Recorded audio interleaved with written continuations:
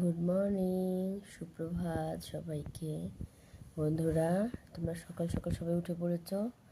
আমি অনেকক্ষণ আগেই উঠে পড়েছি, যেহেতু 9টা, 8:30, 9টা অবধি জল থাকে। তো তাই জন্য আমি উঠেই কালকে রাতে সব গরম জল করে সার্ফ এক্সেল দিয়ে সব জামাকাপড় ভিজিয়ে রেখেছিলাম, সেগুলোকে কেচে মেলে এলাম। কদিন ধরে হোম ডেলিভারি, রান্না এবং স্কুল, নাচের ক্লাস, এটা ওটা বেরোতে বেরোতে প্রচুর জামা কাপড় জমে গেছিলো। কাচার আমি সময় পাচ্ছিলাম না, মানে এই কাচবো, থাক এই কাজটা করে নিই। এবার একটা দুটো জামা কাপড় তো না, অনেকগুলো জমে গেছে পরপর। আর যেহেতু আমার গরমে প্রচণ্ড ঘামার, প্রেশার একদম লো হয়ে গেছে। মানুষ বলে হাই প্রেশারে ঘামে, লো প্রেশারেও যে কী ঘামে, যারা ঘামে তারাই জানে, যাদের প্রেশার লো তারা এই ব্যাপারটার সাথে রিলেটেড বুঝতে পারবে। তো প্রচুর নাইটি, তারপরে কুর্তি, সব কিছু কেচে ধুয়ে মেলে এলাম। মাম্মামের কিছুই কাচেনি, আমি আমারগুলোই কাচলাম।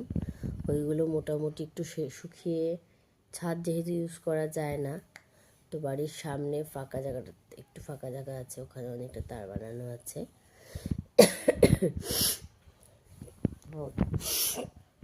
হ্যাঁ, ওই নাইটিগুলো একটু মোটামুটি শুকিয়ে এলে তারপরে আবার গরম জল করে স্কুলের শার্ট, স্কার্ট, মোজা এগুলো সব ভিজিয়ে দেবো।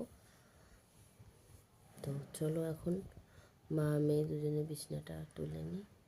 দেখো মাম্মামের বিছনা এলোমেলো, আমার বিছনা এলোমেলো।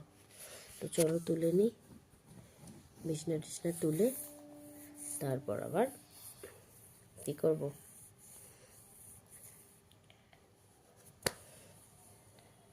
একটু বাজারের দিকে যাবো পাউরুটি আনতে। তো চলো, সকালবেলা একটু চা পান করবেন না? ডিম পাউরুটি খাবেন ভাবছি, নাকি ওটসের খিচুড়ি খাবেন? ভাবছি তারপর। ঠিক আছে, ভেবে আমাকে বলবেন। ভাবতে ভাবতে গেলে নখ কাটতে হয় না। তো চলো বন্ধুরা, আজকে হোম ডেলিভারি রান্না নেই, ফোন আসেনি। ফোন আসলেও আমি এখন নিয়ে অর্ডারটা আর করবো না।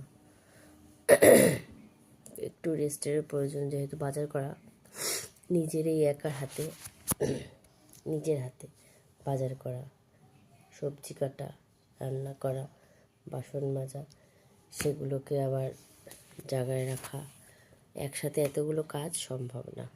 তো চলো টাটা, বাই বন্ধুরা, বাই বাই।